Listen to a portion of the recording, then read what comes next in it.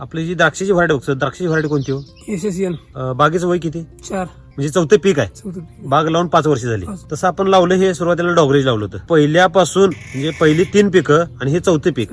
आणि जर वर्षी तुम्ही विक्रमी उत्पादन घेताय तर ह्या वर्षी एका वेलीवर घडांची संख्या किती आहे? 40-45. किती?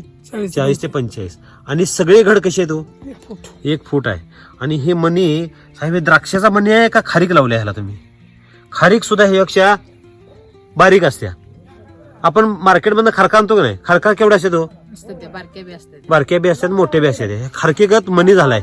आणि कसा आहे मनी? सगळा टच आहे, टच आणि एकसारखा आहे.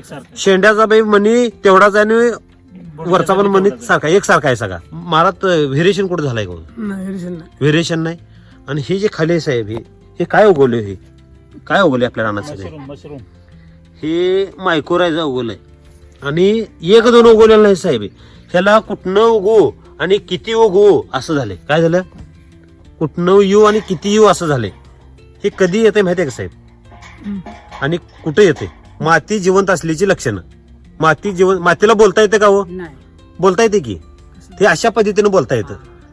मग एक तर मायक्रोरायझा उगवणे आणि 2 म्हणजे गांडूळ असणे. जिवंत मातीमध्ये गांडूळ पण असतात आणि मायक्रोरायझा पण उगवतो.